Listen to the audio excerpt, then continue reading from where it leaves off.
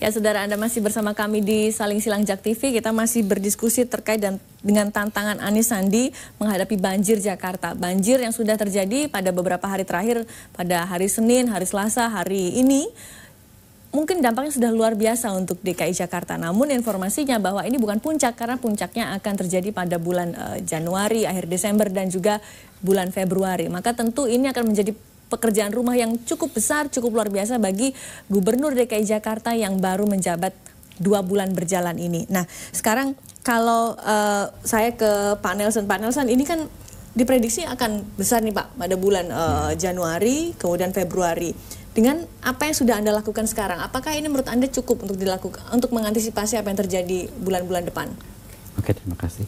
Kalau yang namanya upaya-upaya kami dalam mengatasi genangan atau banjir, memang itu secara terus-menerus, Bu. Bukannya kita berhenti hari ini karena kita anggap sudah selesai, kita berhenti. Kita tidak seperti itu. Kita tetap terus melaksanakan upaya-upaya bagaimana semua prasarana kita tetap beroperasi atau tetap fungsinya memenuhi persyaratan. Dalam artian semua sedimen-sedimen kita angkut, pompa-pompa kita selalu perbaiki, kemudian juga waduk-waduk kita kapasitasnya terus kita jaga, kita keruk waduk-waduknya. Kemudian juga pasukan-pasukan biru kami yang semua di kecamatan tetap bergerak untuk mengeruk atau menguras kali-kali yang di wilayah mereka. Jadi upaya-upaya seperti itu yang terus kita lakukan di Dinas Sumber Daya Air. Oke, baik. Saya sudah terhubung di sambungan telepon. Sudah ada Pak Yayat. Pak Yayat, halo, selamat malam.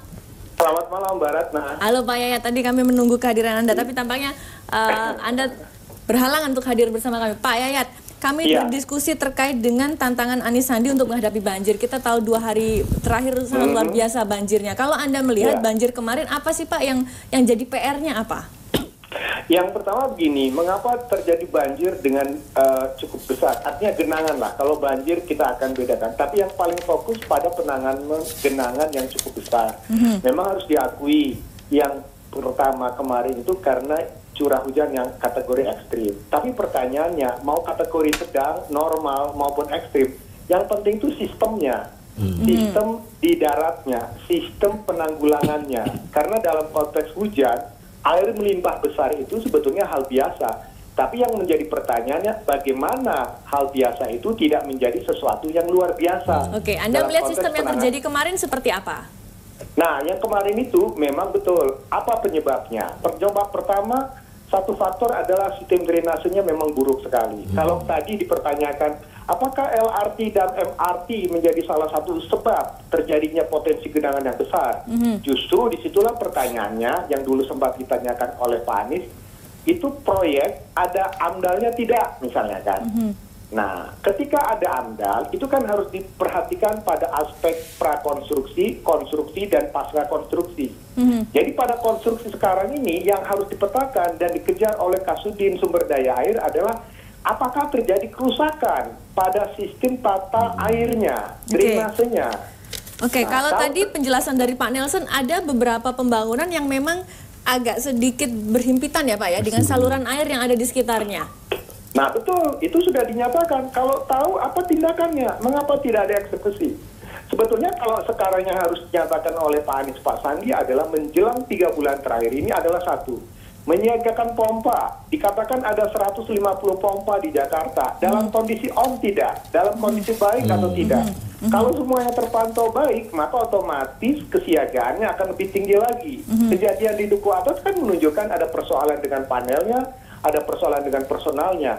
Seharusnya ketika tahu dengan membaca cuaca bahwa ada curah hujan yang cukup tinggi, semua sebetulnya dari aparat yang ada di lapangan harus stay ada di tempat. Nah sekarang kan pertanyaannya, kadang-kadang kita suka mempertanyakan penanganan-penanganan yang bersifat setempat, selalu mengatakan ada pasukan oranye atau tidak, ada pasukan biru atau tidak.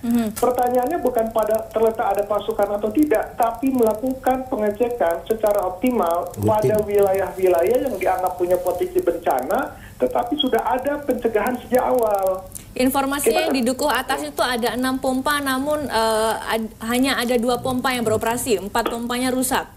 Nah, itu kan pertanyaan, mengapa sampai rusak? Kenapa tidak ada laporan?